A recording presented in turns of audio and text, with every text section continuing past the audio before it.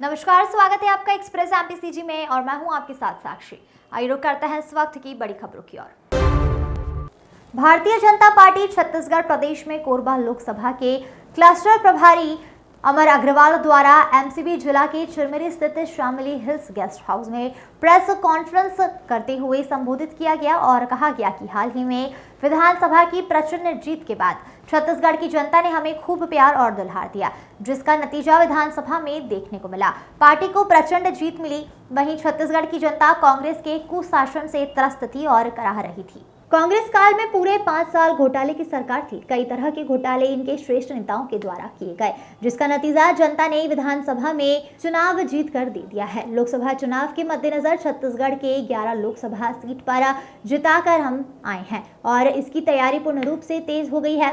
विगत 2018 के चुनाव में कांग्रेस ने छत्तीसगढ़ में अपनी जीत हासिल की और करारी हार मिली थी। हमने अपनी हार स्वीकार की। हमने किसी पर दोषारोपण नहीं किया, लेकिन वही कांग्रेस दोराहा मंडपम दंड करते हुए 2023 के चुनाव में ईवीएम घोटाले को लेकर छाती पीट रही है और अपनी करारी हार को मानने से इनकार कर रही है। कांग्रेस पार्टी हमेशा से दोहरा मापदंड करते आई है।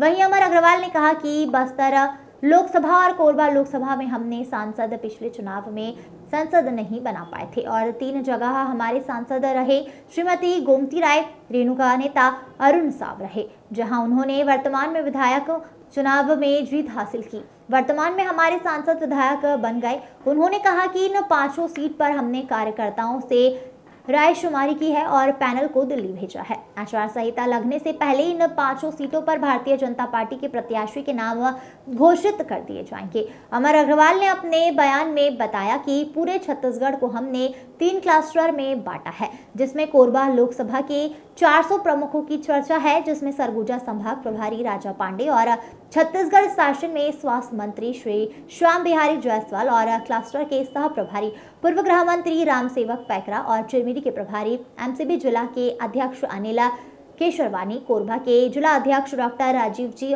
को दायित्व दिया गया है। हमने हर लोकसभा में संयोजक सह संयोजक बनाया है। कोरबा लोकसभा के संयोजक भैयालाल राजवाड़े जी को बनाया गया है। सह संयोजक के रूप में मनोज शर्मा को बनाया गया है। अमर अग्रवाल ने कहा कि निरंतर हमारी लोकसभा की बैठक चल रही है। कोरबा लोकसभा की बैठक चिरमिरी के तानसेन भवन में रखी गई, जहां बैठक का मुख्य रूप से एजेंडा यह था कि हमारी केंद्र सरकार की योजनाओं को आम जनता तक कैसे पहुंचाया जा सके।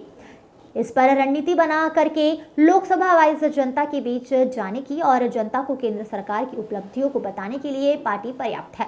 अमर अग्रवाल ने आगे कहा कि छत्तीसगढ़ में भाजपा की सरकार को आए मात्र 2 माह ही हुए हैं और इस 2 माह के अल्पकाल में विपरीत परिस्थितियों के बावजूद जो हमें खजाना खाली मिला, छत्तीसगढ़ में कर्ज मिला, लगभग 20 करोड़ का बजट हमने पेश किया और सबसे बड़ा वादा यह था कि अटल जी के पुण्यतिथि पर हमने मोदी जी की गारंटी पर किसानों को 2 साल का बोनस देने की बात की थी। वह हमने पूरा किया। लगभग 3600 करोड़ हमने दिए। हमारा एक बड़ा वादा यह भी था कि छत्तीसगढ़ महतारी वंदना योजना के तहत सभी माता बहनों को उनके बैंक के अकाउंट में राशि दी जाएगी और मार्च में इस योजना को प्रारंभ कर देंगे। इसी प्रकार किसानों का 21 क्विंटल धान 31 रुपए में जो सपोर्ट पैटर्न है उसे हम क्लियर करेंगे और जो गैप बनाई गई है उसमें हमने दीनदयाल जी की उन्नति योजना बनाई है। उसमें किसानों को एक मुफ्त में राशि देने की घोषणा पिछली सरकार 4 मुफ्त में देती है।